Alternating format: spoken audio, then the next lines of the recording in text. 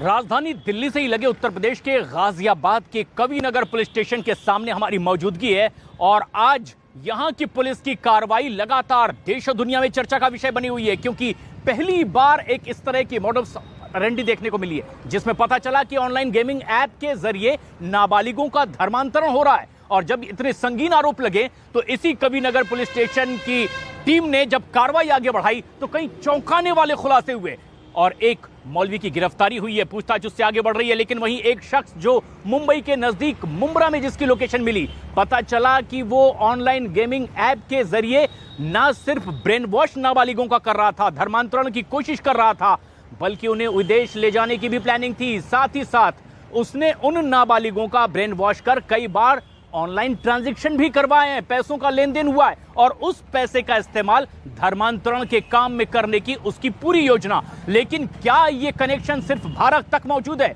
क्या ये विदेशी कनेक्शन भी सामने आ रहा है? इसकी तफ्तीश लगातार अब आगे बढ़ाई जा रही है।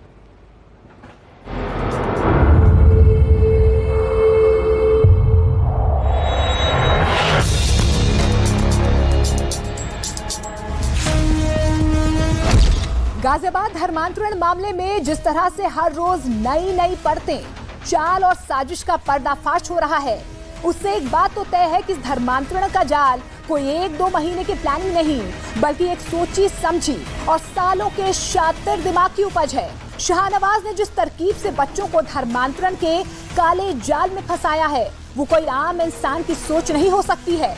और इसका सबूत है ये चैट।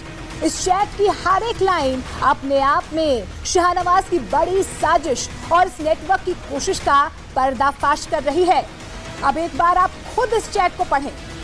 शाहनवाज बद्दो और अब्दुल रहमान की ये चैट एक नाबालिग के साथ की है, जिसमें वो नाबालिग को नमाज पढ़ने की हिदायत दे रहा है, तरावी के बारे में बता रहा है और मस्जिद में आने के लिए उकसा रहा है। नाबालिग नमाज के लिए मस्जिद में जगह होने के बारे में अब्दुल से पूछता है, फिर अब्दुल उसे नमाज पढ़ने के लिए मस्जिद आने का मैसेज भेजता है। वहीं दूसरी चैट में फिर से मस्जिद में जगह न होने का जिक्र है। आरोपी शाहनवाज हिंदू धर्म के बच्चों को चैट के दौरान इस्लाम धर्म से जुड़ने के फायदे बता रहा है। दावा है कि ये चैट अप्रैल महीने की है। इस दौरान बच्ची ऑनलाइन गेम के जरिए दोनों आरोपी के संपर्क में आए थे। इन्हीं सबूतों को सीढ़ी बनाकर गाजियाबाद पुलिस मास्टरमाइंड के गले तक पहुंचना चाहती है और शाहनवाज की सही लोकेशन का पता लगाने की कोशिश कर रही है। हम लोग जांच में टीम में रूप में यहाँ आए हैं। हम लोग अपने साक्ष्य संकलन कर रहे हैं। जहाँ जहाँ हमें जो भी जानकारी लाभप्रद मिल रही है तो सबको संकलन जारी है, प्रयास हमारा जारी है। कंप्यूटर हार्डवेयर का काम करने वाला साधारण सा दिखने वाला बद्दो उर्फ शाहनवाज बेहद शातिर दिमाग रखता है। दावा है कि उसने नाबालिगों को बहला फुसलाकर कई बार अपने एक बैंक खाते में पैसे जमा करवाए थे। शाहनवाज उर्फ बद्दो कंप्यूटर हार्डवेयर का काम करता था। आरोपी ने पहले भी कई नाबालिगों को कंप्यूटर पार्ट्स दिए थे। पुलिस सूत्रों के मुताबिक आरोपी बद्दो ने कंप्यूटर पार्ट्स के बदले नाबालिग से 2 लाख की रकम भी ली है। ये रकम गाजियाबाद के नाबालिग ने खाते में डाली है। नाबालिग चाहते थे कि गेमिंग ऐप के लिए नए फीचर बदले जा सकें, जिसमें कैरेक्टर के ड्रेस, हथियार और दूसरी नई चीजें जोड़ी जा सकें। शाहनवाज उर्फ बद्दो का बैंक खाता पुलिस के रडार पर है। पुलिस के मुताबिक इस बैंक खाते में कई अलग अलग ट्रांजैक्शन हुई है। अब पुलिस को ये पता लगाना है कि ट्रांजैक्शन में कितनी देश से हुई है। इस संदेह के बाद गाजियाबाद पुलिस शाहनवाज के उस बैंक खाते की तफ्तीश कर रही है, जिसमें कई लोगों की तरफ से पेमेंट डाली गई थी। सूत्रों के मुताबिक इस बैंक खाते में अधिकतर ट्रांजैक्शन ऑनलाइन किया गया है। ये खाता पिछले करीब 4 साल से एक्टिव है। पुलिस को शक है कि इस खाते के अलावा भी बद्दो का कोई दूसरा खाता है। 26 जुलाई 2021 को बद्दो के खाते में 20,000 की रकम डलवाई गई थी। बद्दो इन नाबालिग के भरोसे को बनाए रखना चाहता था, इसीलिए वो इन्हें कंप्यूटर हार्डवेयर सप्लायर बताता था। सूत्रों के मुताबिक शाहनवाज उर्फ बद्दो के बैंक खाते से ट्रांजैक्शन का पता लगाना इस वक्त पुलिस के लिए बड़ी चुनौती है और शाहनवाज तक पहुंचना उससे कहीं ज्यादा जरूरी।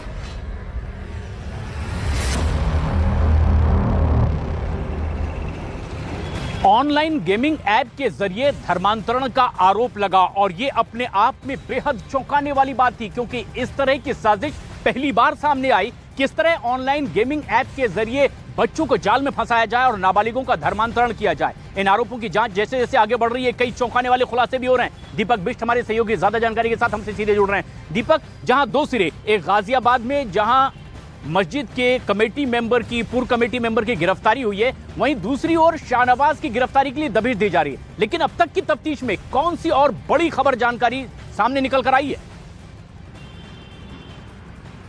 देखिए, अब तक एक दुबई कनेक्शन जो बहुत महत्वपूर्ण है प्रशांत इस पूरे केस में, क्योंकि जो सर्वर यूज किए जाते थे, जो फोर्टनाइट ऐप या फिर जो नया ऐप शुरू हुआ था जिसको गेमिंग ऐप के जरिए जिससे नाबालिग जुड़े हुए थे, इन ऐप का जो सर्वर है वो मिडिल ईस्ट में लगभग दुबई के आसपास का बताया जा रहा है। और पुलिस को ये शक है कि नाबालिगों के जरिए कुछ दूसरे मिडिल ईस्ट के देशों के भी लोग जो युवा है या फिर नाबालिग है वो भी जुड़ा करते थे, क्योंकि यूरोप के कई जो ईसाई है उनका भी कन्वर्जन की बात की गई थी, धर्मांतरण की बात सामने आई थी, क्योंकि ये बताया गया था नाबालिगों के द्वारा। तो कहीं ना कहीं ये जो लिंक है इसको खंगालना बहुत जरूरी है। यहाँ से दुबई क्यों ले जाना चाहता था? क्या दुबई में जाकर वो कोई ऐसा बड़ा नेटवर्क दुबई में है जो वहाँ पर इन लोगों का इस्तेमाल होता है? क्योंकि भारत में जितने लोग और दूसरे नाबालिग होते हैं उनको ये लोग इस तरह से मोटिवेट करते हैं। तो ये सारी चीज़ें जो है जांच का विषय है। पुलिस का कहना है कि वो एक एक लाइन को देखकर चल रहे हैं, क्योंकि कोई चीज़ छूट ना जाए। क्योंकि शातिर है बद्दू उर्फ शाहनवाज, और पुलिस को यकीन है कि ये जहां पर भी है वो अपने लॉजिस्टिक सपोर्ट के जरिए छिपा बैठा है और इसी वजह से उसका तलाशा जाना बहुत जरूरी है। कई दूसरे लोग जो इस ऐप के जरिए जो एक कम्युनिटी बनाई गई थी उसके अंदर जो डिस्कॉर्ड ऐप था, जो गेमिंग चैटिंग वाला ऐप है, उसमें जितने लोग भी शामिल थे उन सबसे पुलिस पूछताछ करने की कोशिश कर रही है कि उन तक कैसे पहुंचा जाए। और ये पूछताछ लगातार आगे बढ़ती चली जा रही है दीपक, और लगातार ये जानने की कोशिश हो रही है कि नेटवर्क आखिर कितना बड़ा था। एक सिरा यहाँ गाजियाबाद में और दूसरा सिरा है मुंबई के नजदीक मुमरा में, जो ठाणे जिले में आता है। लेकिन यहाँ जो जिस तरह से तफ्तीश आगे बढ़ रही है, सियासी बयानात भी सामने आने लगे, और ऐसे में शरद पवार की पार्टी एनसीपी के बड़े नेता जितेंद्र आव्हाड ने दावा किया है कि जिस तरह से 400 लोगों के धर्म परिवर्तन का पुलिस आरोप लगाते हुए छानबीन कर रही है, अगर ये आरोप साबित हुए तो अपनी विधायकी छोड़ देंगे, वो राजनीति से इस्तीफा दे देंगे, संन्यास ले लेंगे। किस तरह के दावे जितेंद्र आव्हाड कर रहे हैं शरद पवार की पार्टी के नेता, आप भी जरा गौर से सुनिए। धर्मांतरण हुए है तो मैं मान लूंगा कि मैं मुमरा के मैं कुछ काम नहीं किया, मैं लोगों को बदल नहीं सका। अगर 400 लोग हैं तो मैं कहता हूं मैं जिंदगी में राजनीति नहीं की, मैं जिंदगी में राजनीति नहीं की। मैं आज मेरा इस्तीफा आपके हाथ में देके रखता हूं, सभी के हाथ में देके रखता हूं कि अगर 400 का आंकड़ा पार किया धर्मांतरण का तो मेरा इस्तीफा आप जाके गवर्नर को और अध्यक्ष को देके आइए। मैं पवार साहब के हाथ में भी नहीं दूंगा, मैं आपके हाथ में दे दूंगा।